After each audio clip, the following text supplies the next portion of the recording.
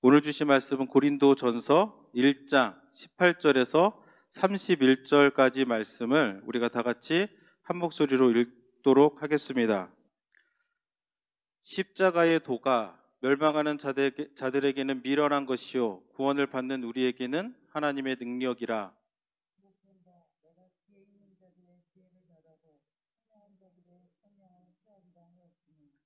지혜 있는 자가 어디 있느냐? 선비가 어디 있느냐? 이 세대의 변론가가 어디 있느냐?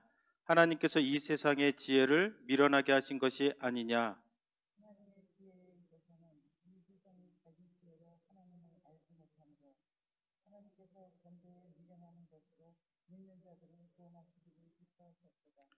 유대인은 표적을 구하고 헬라인은 지혜를 찾으나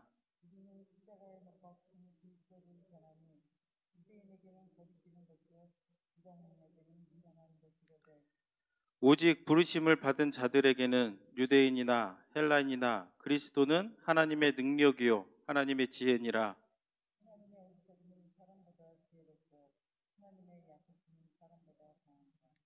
형제들아 너희를 부르심을 보라. 육체를 따라 지혜로운 자가 많지 아니하며 능한 자가 많지 아니하며 문벌 좋은 자가 많지 아니하도다.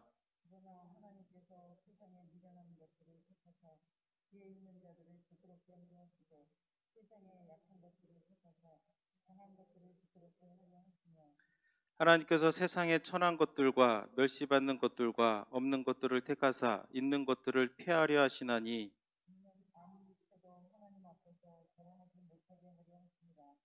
너희는 하나님으로부터 나서 그리스도 예수 안에 있고 예수는 하나님으로부터 나와서 우리에게 지혜와 의로움과 거룩함과 구원함이 되셨으니 기록된 바 자랑하는 자는 주 안에서 자랑하라 함과 같게 하려 함이라. 아멘. 이제 지난주에는 저희가 장례 예배가 있어가지고 이제 모이지를 못하고 이제 2주 만에 다시 이제 뵙게 되었습니다. 그래서 이제 고린도 교회의 상황을 조금 더 그 말씀을 드리면 고린도 교회는 굉장히 이제 문제가 많은 도시였습니다. 고린도라는 지역 자체가 굉장히 타락했었던 그런 곳에 있었고 또 더군다나 그 헬라 문화권에 익숙했던 사람들이 이제 모인 이제 교회다 보니까 여러 가지로 문제가 심했었는데 지난 시간에는 특히 이제 교회 내에 있었던 분열된 모습에 대해서 이제 말씀을 드렸습니다. 이제 고린도 교회 성도들이 하나님의 은혜로 받은 은사를 가지고 막 서로 판단하고 막 자랑하고 그럽니다. 그래서 이렇게 믿음 생활 하다가 어떤 나는 은사를 받은 게 있는데 누군가가 은사를 못 받았다라고 하면 아니 그것도 못 받았냐라고 하면서 남을 판단하고 그것을 자랑거리로 삼고 남보다 나를 더 낮게 여기고 이런 일들이 고린도 교회에 굉장히 많았습니다. 또한 지도자를 중심으로 사람들이 분파를 형성해서 서로 경쟁하고 서로 분쟁하는 등 여러 가지로 하나님의 교회로서의 모습과는 거리가 먼 그런 모습들을 굉장히 많이 보여주어서 1장에서는 이것에 대해서 안타까움을 느낀 사도 바울이 고린도 교인들에게 이제 편지를 하면서 제일 먼저 언급한 게 교회의 이제 분열된 모습인데 아마도 여러 문제가 있었지만 가장 심각하게 여긴 것이 거의 분열된 모습이 아니었는가 그런 생각을 합니다. 그래서 사도 바울은 교회의 분열된 모습을 지적하면서 온전히 합하라라고 주문하면서 오늘 본문에서는 그 문제에 대한 원인과 그럼 또 어떻게 이 문제를 해결해 나갈지에 대한 해법을 오늘 본문이 오늘 우리에게 이제 제공해 주고 있습니다. 첫 번째 우리가 이제 고린도 교회의 분쟁의 원인을 보면 왜 그럴까? 간단하게 말하면 이 고린도 교회 사람들이 복음이 뭔지 몰라서 그래요. 그들이 안 믿는 사람들이 아닙니다. 다 성도로 부르심을 받은 사람들인데 복음이 뭔지 잘 몰랐던 거예요. 오늘날에도 이것은 굉장히 중요합니다. 교회 내에도 우리가 다 성도로 부름을 받았는데 모든 사람이 복음을 잘하는 게 아니에요. 그럼 복음을 잘 모르면 어떤 일이 일어나느냐? 고린도 교회에 여러 문제가 있었던 것처럼 오늘날 우리 교회에서도 내가 비록 성도라 부름을 받았어도 하나님의 말씀을 잘 모르고 복음이 뭔지 모르면 여러 가지 문제가 나타날 수 있고 그것이 또 나를 통해서 나타날 수도 있다는 것을 우리가 알아야 됩니다. 그래서 우리가 믿음 생활할 때에 하나님의 말씀을 배우고 아는 일이 이처럼 중요합니다. 간혹 가다가 말씀 몰라도 되지, 예배만 잘 드리면 되지, 기도만 열심히 하면 되지 라고 말하는 사람들을 가끔 보게 되는데 아닌 거예요. 하나님의 말씀을 우리가 잘 알아야 되고 깨달아야 되고, 그래서 이 복음이 무엇인지 바로 알아야 나도 하나님 앞에서 신앙생활을 잘하고 또 내가 섬기는 이 교회도 건강한 교회가 되어서 하나님을 기쁘시게 하는 교회가 될 줄로 믿습니다. 그런데 고린도 교회 성도들은 복음을 어떻게 생각을 했냐면 이 세상의 지혜들 가운데 하나다라고 생각을 한 겁니다. 그러다 보니까 자기가 가지고 있는 지혜를 자랑하고, 그러다 보니까 분쟁이 생기고 이제 이런 일들이 일어났던 겁니다. 그래서 사도 바울이 18절에 보면 뭐라고 하냐면 십자가의 도가 멸망하는 자들에게는 미련한 것이요 구원을 받는 우리에게는 하나님의 능력이다 라고 그렇게 이야기를 합니다. 사도 바울이 교회의 분쟁에 대해서 이야기를 하면서 거기에 대해서 무슨 말을 하냐면 십자가의 도에 대해서 이야기를 하는 거예요. 이 얘기는 뭐냐면 고린도 교회 성도들이 비록 성도라 부름을 받았다 할지라도 십자가의 도가 뭔지를 몰랐던 겁니다. 세상의 가치관, 세상의 철학, 이런 것들을 따라서 살았기 때문에 그것들을 이해하지 못했던 거예요. 그래서 그들은 이 십자가의 도를 어떻게 생각했느냐, 멸망하는 자들에게는 미련한 것이요 라고 했던 것처럼 미련한 것이다 라고 그들은 생각을 했습니다. 그래서 사도 바울이 오늘 우리가 읽은 본문에서 이야기하고자 하는 것은 뭐냐면 이 세상에는 세상의 지혜가 있고 하나님의 지혜가 있는데 어떤 것이 진짜냐라는 거예요. 어떤 것을 우리가 진짜 쫓아가야 되는 거, 어떤 것을 진짜 우리가 잡고 나아가야 되는가, 그것을 우리에게 가르쳐주고 있는 겁니다. 어떤 사람들은 예수를 믿어도 여전히 내가 과거에 살아왔던 방식을 쫓아서 사는 사람들이 있습니다. 잘못된 거죠. 내가 하나님의 자녀가 되고 예수를 구주로 영접했다는 것은 뭐냐면 내가 새로워졌다라는 거예요. 새로운 가치관, 새로운 마음을 가지고 산다는 겁니다. 그래서 세상의 지혜는 그 고린도 전서 1장 17절에 보니까 어떻게 표현이 되냐면 말의 지혜로, 말의 지혜, 그러니까 세상 사람들이 이야기하는 그런 풍속을 의미한다는 것을 알 수가 있고, 하나님의 지혜는 뭐냐, 우리가 아까 읽었던 것처럼 십자가의 도라는 것을 우리가 깨닫게 됩니다. 왜 우리에게 이런 하나님의 지혜가 필요한가? 왜냐하면 우리가 죄인이기 때문에 그렇습니다. 아담과 하와가 죄를 지어서 죄가 세상에 들어오고 나서 그 어느 누구도 죄로부터 벗어나서 자유로울 수 있는 사람이 아무도 없었습니다. 또한 죄가 세상에 들어오다 보니까 하나님이 처음에 만드셨던 그런 완전한 창조가 깨지게 되는 거예요. 불완전하게 되고, 그러다 보니까 시기와 미움과 다툼과 질투가 나타나고, 그러다 보니까 가인이 아벨을 죽이게 되는 일들이 일어나고, 이렇게 사람들이 죄가 세상에 들어오니까 죄에 속박이 되어가지고 이렇게 비참한 상태에서 살아가게 된 겁니다. 그래서 사도 바울조차도 그런 죄 아래 놓여 있는 자신의 그 모습을 돌아보면서 어떻게 고백을 하냐면 로마서 7장 24절에 오호라 나는 공고한 사람이로다. 이 사망의 몸에서 누가 나를 건져내랴.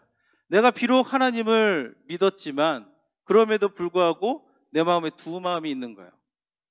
하나님의 법을 따르고자 하는 마음도 물론 있지만 내 마음에 또 육신의 법을 따르고자 하는 그 소욕도 있어서 항상 그렇게 갈등하는 자신의 모습을 보면서 공고한 사람이로다. 공고하다는 말은 무슨 말이냐면 비참하다라는 거예요. 내 인생이 내 삶이 너무 비참한 겁니다. 왜냐하면 죄 때문에. 그래서 이 죄의 문제에서 벗어나기 위해서는 어떻게 해야 되냐? 하나님이 보내주신 그 독생자 예수 그리스도의 십자가를 통해서만 구원을 우리가 받는 것, 이것이 복음이고 이것이 기쁜 소식인데, 이것이 인간의 지혜를 쫓는 사람들에게는 어떻게 보였느냐? 미련하게 보였다는 겁니다. 미련하게. 그 당시에 이제 십자가는 오늘날과 전혀 다릅니다. 오늘날에는 십자가 모양의 목걸이도 하고 다니고 십자가 모양의 귀걸이도 하고 다니고 하지만, 그 시절에 사도 바울이 글을 쓸 이때에는 십자가 하면 가장 참혹한 그런 것들을 떠올리기 마련입니다. 그래서 그 키케로 같은 경우는 가장 극악한 형벌이다라고 이야기를 했었고, 그렇다 보니까 로마 사람들에게는 한 가지 특권이 있었는데, 그게 뭐냐면 십자가형에는 처해지지 않는 것. 그것이 바로 로마 시대에 로마 시민권을 가진 사람들에게 주어지는 특혜 중에 하나가 십자가형에 처해지지 않는 것. 그래서 예를 들어서 교수형에 처하거나 그런 것들은 금방 죽는데, 이 십자가형에 처하게 되면 오랫동안 고통을 당하다가 마지막에 죽음을 당하게 되는. 그러니까 사람들이 그 시절에 십자가만 보면 이렇게 그 참혹한 것을 떠올리고 그것만 보면 끔찍하고 두려워하고 그랬었는데, 하나님이 보내신 메시아가 이 십자가를 지고 죽었다라는 것들이 당시에 인간의 지혜를 쫓는 사람들에게는 말도 안 되는 그런 사실이었다라는 것을 알려주고 있습니다. 그래서 유대인들에게는 어떻게 되느냐? 고린도전서 1장 22절 23절을 보면 유대인은 표적을 구하고, 그리고 유대인에게는 거리끼는 것이요 라고 이렇게 이제 기록이 되어 있습니다. 유대인들은 기다렸던 메시아는 어떤 메시아냐면 정말 힘 있는 메시아, 왕으로 이 땅에 와가지고 그들이 로마의 그 압제를 받는 이런 어려움을 단번에 해치워줄 그런 메시아를 그들은 기다리고 있었는데, 근데 이렇게 십자가에 못 박혀 죽으시는 이 사람이 어떻게 우리의 메시아가 될 수 있는가? 유대인들의 시각에서 보면은 그것은 도저히 받아들일 수 없는 사실이었고, 그러다 보니까 유대인에게는 거리끼는 것이 되었다는 겁니다. 예수 그리스도의 그 십자가가 유대인들에게는 거리끼는 것이 되었던 거예요. 왜냐?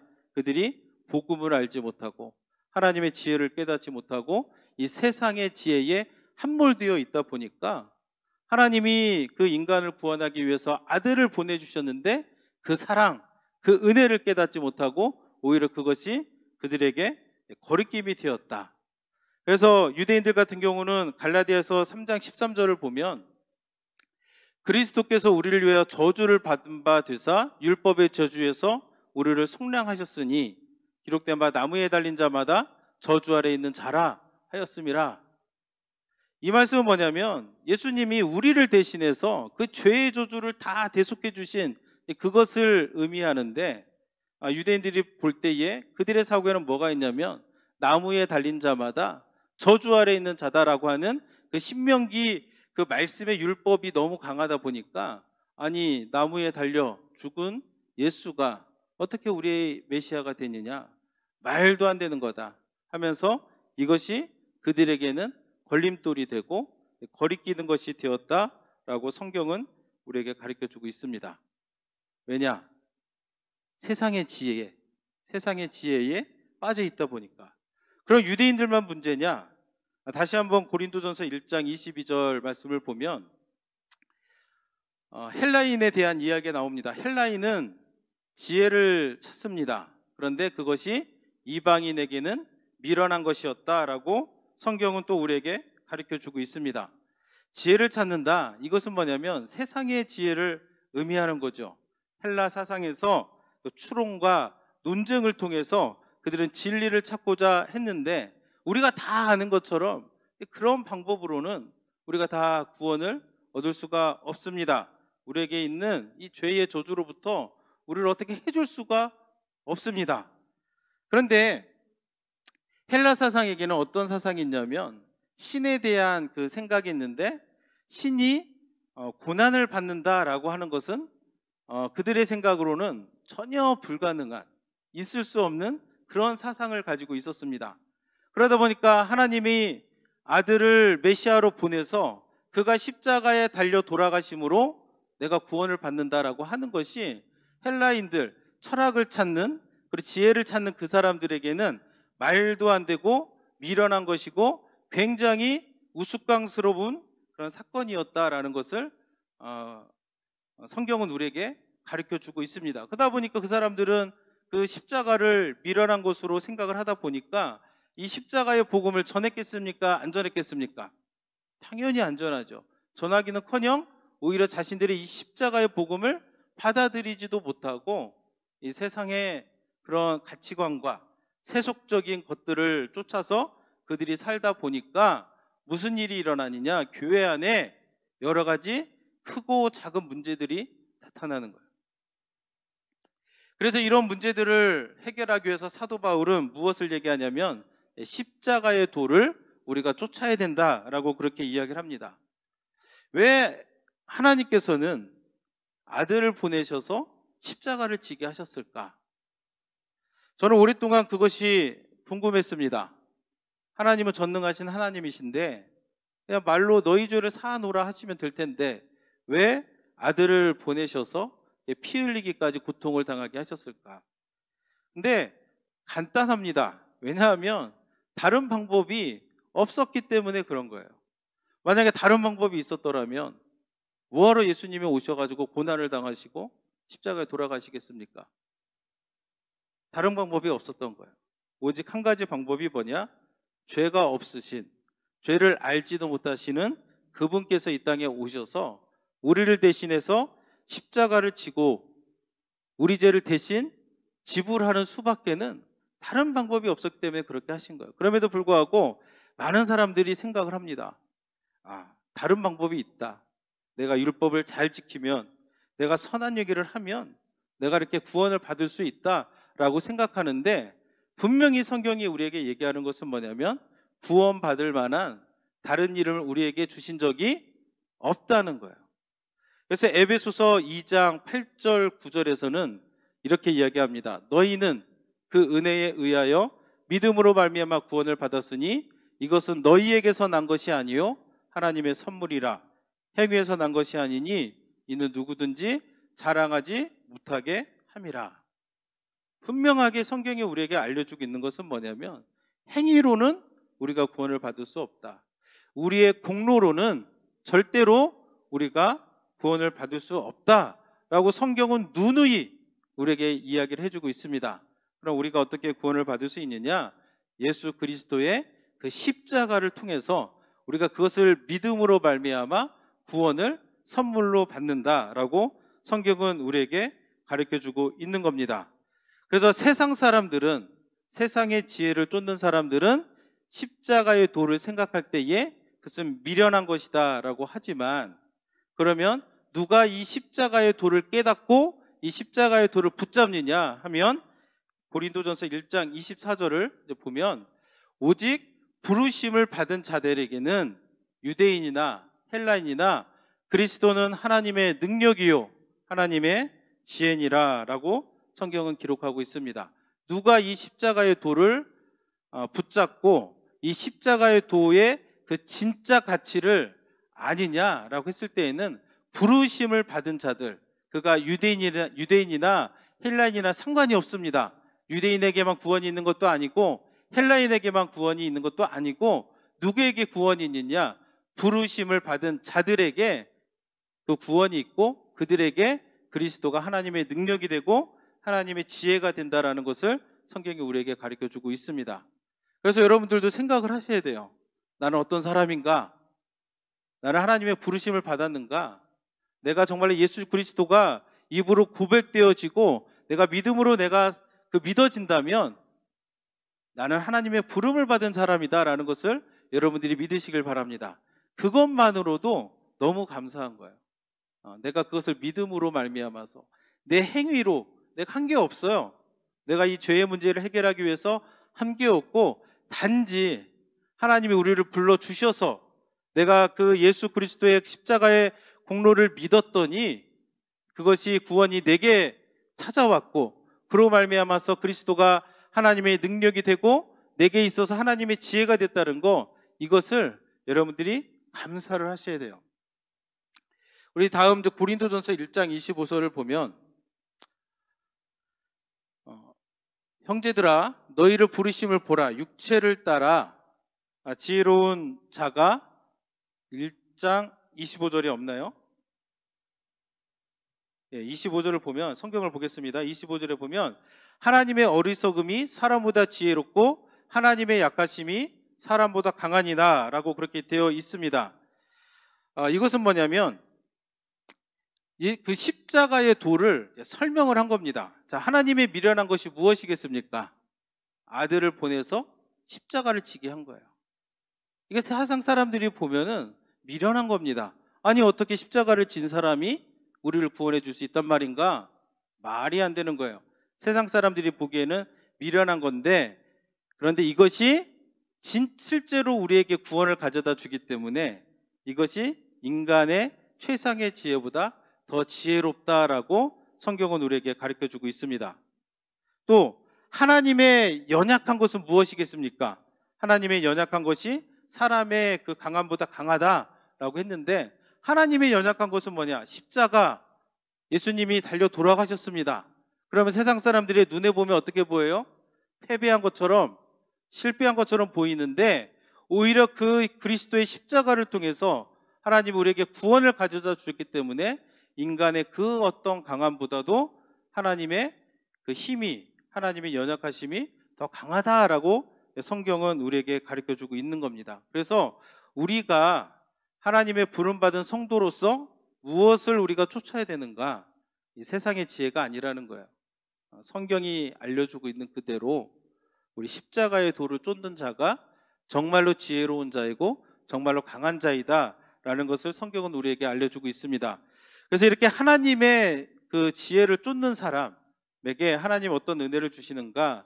고린도전서 1장 26절에 보니까, 형제들아 너희를 부르심을 보라, 육체를 따라 지혜로운 자가 많지 아니하며 능한 자가 많지 아니하며 문별 좋은 자가 많지 아니하도다. 여기서 사도 바울이 부르는 형제들아는 당연히 고린도 교회에 있는 성도들을 향해서 부르는 소리입니다. 형제들아 라고 부르면서 너희 자신을 돌아보라는 거예요. 육체를 따라 지혜로운 자가 많지 않고 능한 자가 많지 않고 문벌 좋은 자가 많지 않다라는 거예요. 실제로 고린도 교회에는 부자도 좀 있었고 권력이 있는 사람도 있었고 이렇게 많이 배운 사람도 있었지만, 그런 사람들은 소수였고 대다수의 사람들은 어떤 사람이었냐? 하층민들, 노예거나 노예에서 갓 해방되거나 이렇게 소상공인들 같은 그런 하층민들이 고린도 교회 성도들의 대부분을 이루고 있었던 겁니다. 그럼 이 사람들은 세상의 그런 지혜로 보면 어떤 사람입니까? 미련한 사람이죠. 연약한 사람들이죠.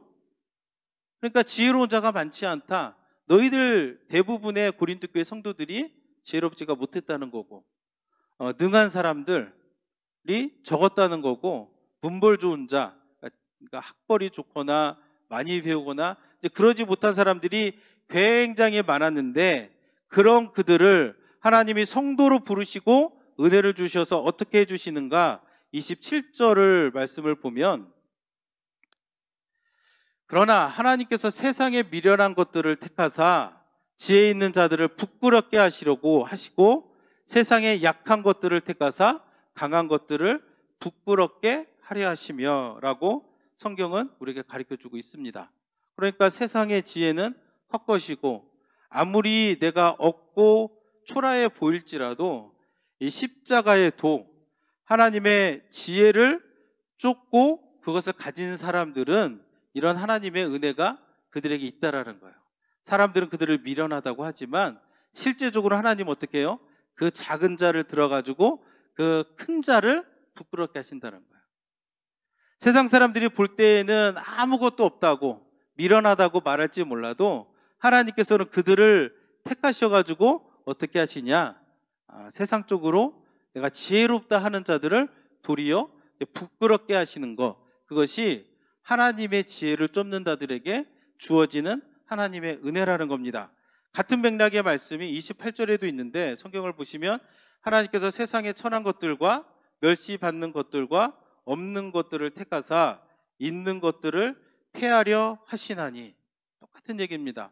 똑같은 얘기를 왜 한 번 더 하냐 하면은 강조하는 거죠.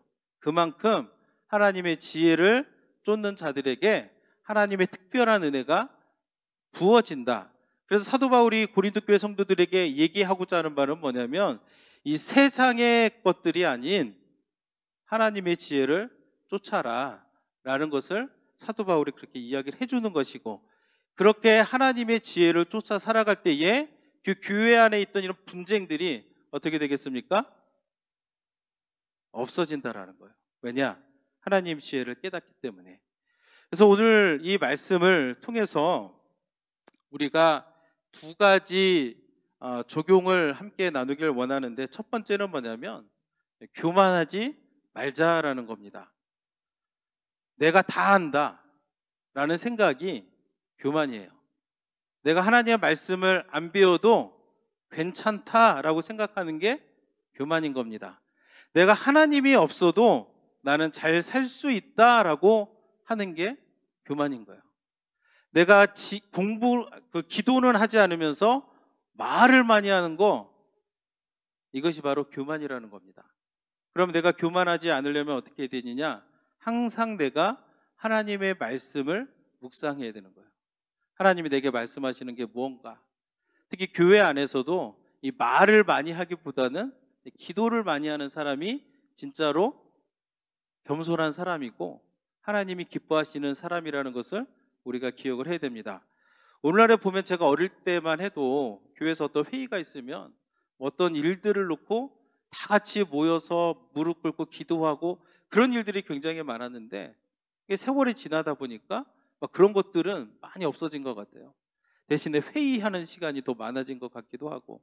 근데 우리가 기억해야 될 것은 뭐냐면, 우리가 정말로 하나님 앞에서 하나님의 부르심을 받은 성도로서 우리가 열심을 내야 될 것은 뭐냐면, 하나님이 없이는 내가 아무것도 할 수 없다라는 것을 우리가 인정을 하는 겁니다. 하나님의 말씀이 내게 필요하고 주님이 내 삶에 진짜 필요하고, 그렇기 때문에 내가 주님 앞에 나와서 기도할 수밖에 없는 거, 무릎 꿇을 수밖에 없는 거, 이렇게 겸손한 마음을 가지고 살아가는 것이 정말 하나님이 우리에게 원하시는 모습이다라는 것을 우리가 기억을 하게 됩니다. 그래서 교만하지 않으려면 어떻게 해야 되느냐? 하나님의 말씀을 아는 일에 우리가 열심을 내야 됩니다. 그래서 우리가 배우는 일에도, 성경을 보는 일에도, 예배의 자리에 나오는 일에도 우리가 열심을 내야 돼요. 그래야만이 우리가 교만하지 않고 말씀을 통해서 예수 그리스도의 사랑을 깨닫고, 말씀을 통해서 그리스도의 십자가를 우리가 생각하고, 말씀을 통해서 하나님이 내게 부어주신 큰 은혜가 참 크다라는 것을 우리가 느낄 수 있기 때문에, 여러분들도 우리 삶 가운데 결단을 하길 원합니다. 내가 하나님의 말씀을 아는 일에 좀 열심을 내겠다, 내가 기도하는 일에 열심을 내겠다, 이런 것들을 통해서 정말 교만하지 않고 또 하나님을 기쁘시게 하는 우리 교회 성도님들이 되기를 원합니다. 두 번째는 이 말씀을 통해서 진짜로 우리가 자랑해야 될 것이 뭔가라는 것을 우리가 생각을 해야 됩니다. 무엇을 자랑해야 되는가? 십자가를 우리가 자랑해야 된다라는 것을 우리가 깨닫게 됩니다. 그 결론 부분에 고린도전서 1장 31절에서도 기록된 바 자랑하는 자는 주 안에서 자랑하라 함과 같게 함이라. 왜 우리가 자랑하려면 주 안에서 자랑해야 되느냐? 우리의 공로로 우리가 구원을 받을 수 없기 때문에 그런 겁니다. 전적으로 하나님의 은혜로, 전적으로 하나님이 주시는 그 지혜로 말미암아서 우리가 구원을 받을 수 있기 때문에 성경이 우리에게 얘기해 주는 것은 뭐냐면, 세상 것들 가지고 자랑하지 말라는 거예요. 여러분들 같은 경우는 무엇을 자랑하십니까? 내가 실제 삶 가운데서 누구를 만나서 내가 무엇을 자랑한다면 내가 정말로 자랑하고 싶은 것은 무엇입니까? 성경이 우리에게 가르쳐 주는 것은 뭐냐면 세상의 것들이 우리의 자랑거리가 되어서는 안 된다는 거예요. 성경이 우리에게 가르쳐 주는 것은 뭐냐면 자랑을 할 것이 있으면 주 안에서 자랑하라 라고 그렇게 이야기를 하고 있습니다. 고린도전서 1장 31절에 보면 기록된 바라고 있는데, 그럼 이게 어디에서 기록이 된 거냐? 예레미야서 9장 23절 24절에 나와 있는데, 여호와께서 이와 같이 말씀하시되 지혜로운 자는 그의 지혜를 자랑하지 말라, 용사는 그의 용몽을 자랑하지 말라. 우리 생각으로 말하면 내가 지혜가 있으면 자랑하고 싶을 것 같습니다. 근데 성경은 뭐라고 말하냐면 자랑하지 말라는 거예요. 내가 힘이 세고 내가 용맹이 있으면 내가 그것을 자랑하고 싶을 것 같아요. 그런데 성경이 우리에게 뭐라고 말하냐면 그것을 자랑하지 말라는 거예요. 24절에 보시면 자랑하는 자는 이것으로 자랑할지니 곧 명철하여 나를 아는 것과 나 여호와는 사랑과 정의와 공의를 땅에 행하는 자인 줄 깨닫는 것이라. 나는 이 일을 기뻐하노라. 여호와의 말씀이니라.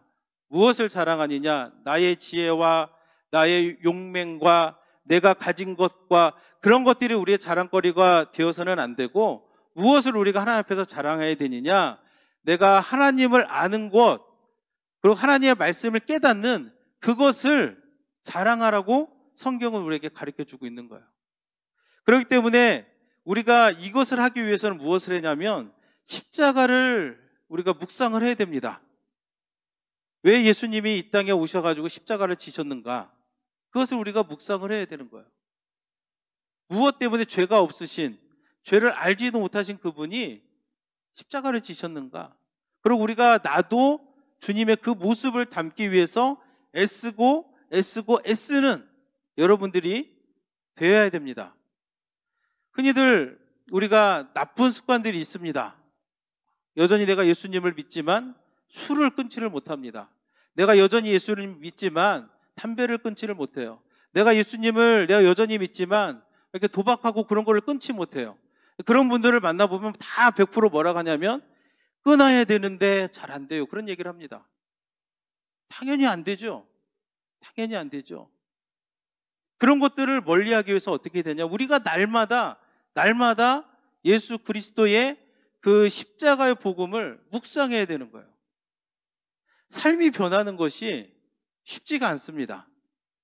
우리는 내가 예수 그리스도를 구주로 영접했다 해도 여전히 우리는 이 죄성이 우리 안에 있어가지고 죄를 짓는 것들이 우리 몸을 즐겁게 해요.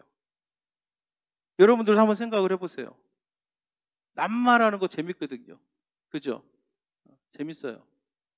내가 성도임에도 불구하고, 내가 예수님을 주로 믿는데도 그런 것들이 우리 몸을 즐겁게 합니다. 예배 대신에 막 드라마 보고 막 그런 거 하면 재밌거든요. 제가 목사인데도 불구하고 저도 그래요. 기도하는 데는 시간이 잘 안 가는데 TV 한두 번 보면 한두 시간이 훌딱 가버리는 거예요. 그렇기 때문에 우리가 어떻게 우리가 십자가를 가까이 하고 십자가를 자랑할 수 있는가? 날마다 예수 그리스도의 그 십자가를 묵상하는 것들이 우리 삶 가운데 필요한 겁니다. 과거에 어떤 분과 성경 공부를 하는데 그분이 굉장히 방탕한 삶을 사셨던 분입니다.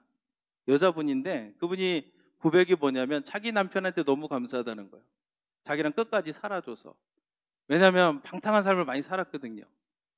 근데 그분이 성경 공부를 하면서 그 과거의 삶을 싹 끊어버린 겁니다. 그래서 제가 여쭤봤어요. 어떻게? 그분이 뭐 신앙생활을 길게 한 것도 아니에요. 방탕한 삶을 살다가 예수님 앞에 나와서 말씀을 이렇게 공부하면서 새로운 삶을 살게 되었는데, 술도 끊고 담배도 끊고 다 끊었는데 어떻게 했냐고 물어봤더니 그런 유혹을 받을 때마다 예수 그리스도의 십자가를 묵상한다는 거예요. 그러니까 우리도 내 과거에 잘못된 그 삶을 바꿀 수 있습니다. 그런 유혹을 받을 때마다 예수 그리스도의 십자가를 묵상하면서 예수님이 날 위해 피를 흘리셨지. 이것도 우리가 묵상해 나가는 거예요. 그렇게 하는 삶이 예수 그리스도를 가까이 하는 삶이고 예수 그리스도를 자랑하는 삶입니다. 그래서 우리가 예수 그리스도를 자랑한다면 한 가지 우리가 해야 될 것이 뭐냐면 복음을 전하는 일에 있어서도 우리가 열심을 내야 되는 거예요. 사도 바울이 말했잖아요. 내가 복음을 부끄러워하지 않는다. 부끄러워하지 않으면 어떻게 해야 되느냐? 이 복음을 전해야 되는 거예요. 오늘날에는 코로나 때문에 우리가 사람을 만나기가 쉽지 않습니다. 그렇다 해가지고 우리가 전혀 복음을 못 전하느냐? 그것도 아니에요. 우리의 마음만 있으면 어떤 방법으로든 어떤 형태로든 우리가 그것을 할 수가 있는 겁니다.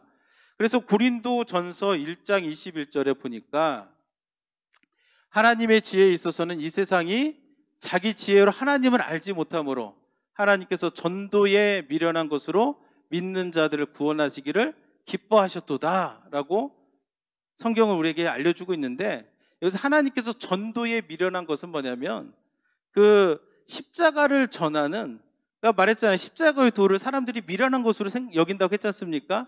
그런데 그런 것들을 가지고 전도를 하는 거예요. 전도를. 그랬더니 사람들이 그 이야기를 듣고 예수님을 영접하고 이렇게 나오는데, 그런 것들을 하나님이 기뻐하신다고 성경은 우리에게 가르쳐주고 있는 겁니다. 그래서 우리 삶 가운데서 내가 십자가를 자랑한다라는 것은 뭐냐면 결국에는 예수 그리스도의 그 십자가의 복음을 전하는 삶을 살아야 된다는 거예요. 그리고 그렇게 했을 때에 그것을 하나님이 기뻐하신다라고 성경은 우리에게 가르쳐주고 있습니다. 그렇기 때문에 오늘 말씀을 정리하자면 우리가 예수 그리스도의 그 십자가가 정말 어떻게 보면 이해가 안 갈 수도 있지만, 내가 이해가 안 간다고 해가지고 이 십자가의 도가 그 쓸모없거나 그런 것이 결코 아니라는 것을 우리가 알아야 됩니다. 그래서 내가 이것이 이해가 안 된다면 기도하시길 바라요. 하나님, 이 십자가의 도가 깨달아지게 해달라고 기도하시고, 그리고 할 수 있다라면 내가 교만하지 말고 예수님을 붙들면서 세상의 것이 아니라 예수 십자가를 나의 자랑으로 삼고, 그리고 그 예수님의 그 십자가의 도를 전하는데 애쓰고 힘쓰는 여러분들이 되기를 원합니다. 이 시간 함께 기도하겠습니다.